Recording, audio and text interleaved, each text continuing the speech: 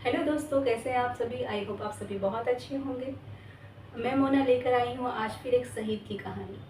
हाँ जी, अगस्त का महीना चल रहा है, आज 3 तारीख हो चुकी है, तो मैं सोच रही हूँ कि आपको एक और कहानी सुना दूँ। शायद इस वजह से आप अपने देश के प्रति अपना प्रेम, अपना सम्मान जान पाए।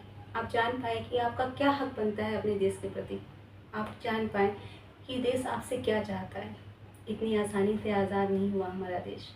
क्यों हम फिर से उस जगह खड़े हो गए हैं जहाँ पे अंग्रेज हमको ला के खड़ा करना चाहते थे। फूट डालो आपस में और राज करो, यही तो हो रहा है आज भी। चलिए, मैं आज उस वीर, उस बहादुर योद्धा और उस शहीद के लिए एक लाइन कहना चाहूँगी कि यूँ ही किसी को याद किया नहीं जाता, यूँ ही किसी को याद किया नहीं जाता। कुछ काबिलियत होती है, कुछ काबिलियत होती है जो लोग बरसों याद रखते हैं। किसी की तारीफ करने से पहले लोग तारीफ की वजह याद रखते हैं। तो सुनते हैं आज एक नए शहीद की कहानी। हाँ जी, चलिए। आज की हमारी ये वीडियो शिवराम राजगुरु जी के जीवन पर निर्मित है। भारत को गुलामी से मुक्त करवाने के लिए कई क्रांतिकारियों ने अपना जीवन हमारे देश के लिए कुर्बान किया है। इन्हीं क्रांतिकारियों के बलिदान की वजह से ही हमारे देश को एक आज़ाद मुल्क बनने में मदद मिली। हमारे देश के क्रांतिकारियों के नामों की सूची में अनगिनत क्रांतिकारियों के नाम मौजूद हैं और इन्हीं क्रांतिकारियों के नामों में से एक राजगुरु जी का भी नाम है, जिन्होंने अपने जीवन को हमारे देश के लिए समर्पित कर दिया था। बेहद ही छोटी सी आयु में इन्होंने अपने देश के लिए अपनी जिंदगी को कुर्बान कर दिया था और इनकी कुर्बानी को आज भी भारतवासियों द्वारा याद किया जाता है।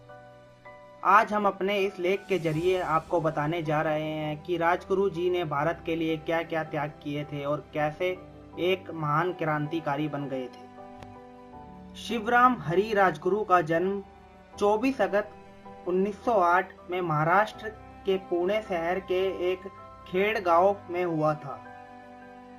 इसी गांव में राजगुरु जी का बचपन बीता था। राजगुरु जी के पिता हरि नारायण ने 2 शादियां की थी। इनके पहले विवाह से इन्हें कुल 6 बच्चे थे और इन्होंने दूसरी शादी पार्वती जी से की थी, जो कि शिवराम राजगुरु की मां है। इस विवाह से इन्हें 5 बच्चे हुए और राजगुरु जी इनकी 5वीं संतान थे। राजगुरु जी का ताल्लुक एक ब्राह्मण परिवार से था और इतिहास में मौजूद जानकारी के अनुसार राजगुरु जी की मां पार्वती बाई और इनके बड़े भाई द्वारा पालन किया गया था, क्योंकि जब ये 6 वर्ष की आयु में थे तब उनके पिता हरिनारायण का देहांत हो गया था, जिसके कारण इनकी मां पार्वती बाई और इनके बड़े भाई ने ही इनका लालन पालन किया था। अपने गांव की एक मराठी स्कूल में राजगुरु जी ने अपनी पढ़ाई की थी। कुछ सालों तक अपने गांव में रहने के बाद राजगुरु जी वाराणसी चले गए थे और वाराणसी में आकर इन्होंने विद्यानंद और संस्कृत विषय की पढ़ाई की। महज 15 वर्ष की आयु में राजगुरु जी को हिंदू धर्म के ग्रंथों की अच्छी खासी ज्ञान की जानकारी हो गई थी और ये एक ज्ञानी व्यक्ति बन गए थे। कहा जाता है कि इन्होंने सिद्धांत कौमुदी संस्कृत की शब्द शास्त्र को बेहद ही कम समय में याद कर लिया था। जिस वक्त राजगुरु जी वाराणसी में अपनी शिक्षा ग्रहण कर रहे थे, तभी इनकी मुलाकात हमारे देश के कुछ क्रांतिकारियों से भी हुई थी, जो हमारे देश को आज़ाद कराने के लिए लड़ाई लड़ रहे थे। इन क्रांतिकारियों से मिलने के बाद राजगुरु जी भी हमारे देश को आज़ाद करवाने के संघर्ष में लग गए और इन्होंने साल 1924 में Hindustan socialist Republican association HSRA को ज्वाइन कर लिया था। ये एसोसिएशन एक क्रांतिकारी संगठन था जिसको चंद्रशेखर आजाद, भगत सिंह, सुखदेव थापर और अन्य क्रांतिकारियों द्वारा बनाया गया था। HSRA का लक्ष्य केवल देश की आज़ादी से जुड़ा हुआ था। इस एसोसिएशन के सदस्य के रूप में राजगुरु जी ने पंजाब, आगरा, लाहौर और कानपुर जैसे शहरों में जाकर वहां के लोगों को अपनी एसोसिएशन के साथ जोड़ने का कार्य किया था। वही कम समय के अंदर ही राजगुरु जी भगत सिंह जी के काफ़ी अच्छे मित्र बन गए थे और इन दोनों वीरों ने साथ मिलकर ब्रिटिश इंडिया के खिलाफ कई आंदोलन किए थे।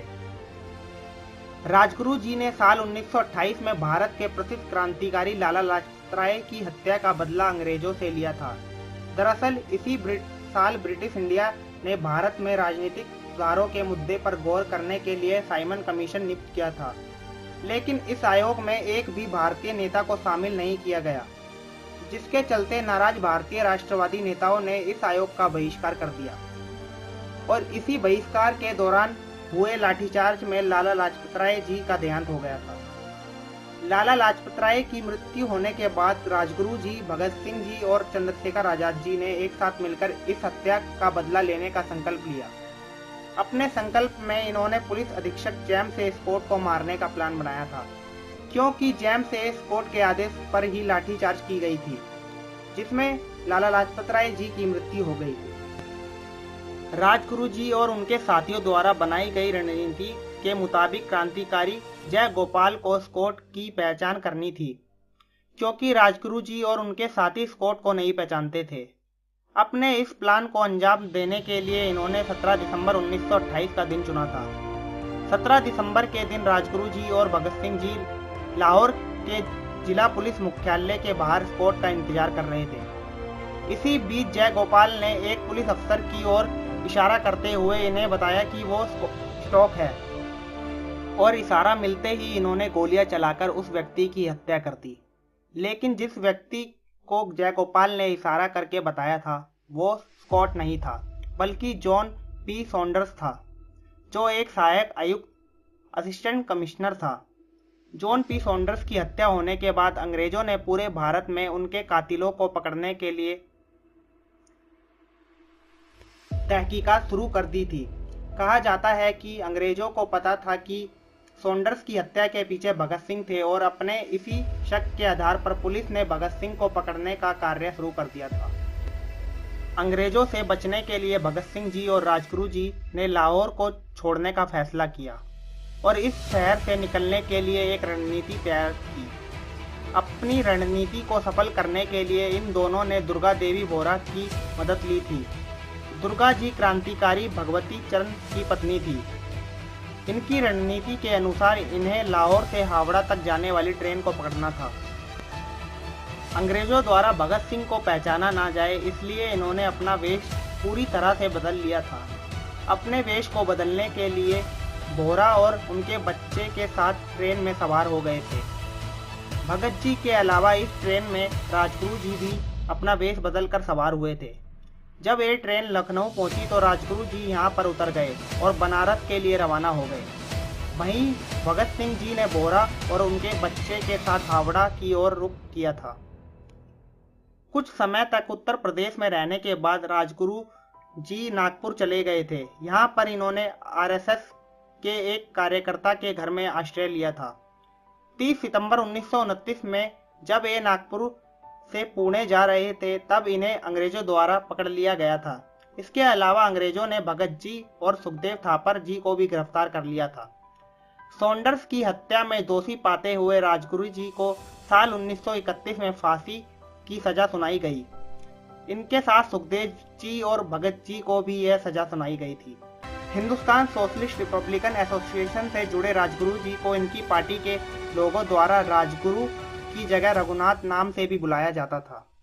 इस तरह से हमारे देश ने 23 मार्च के दिन अपने देश के क्रांतिकारियों को खो दिया।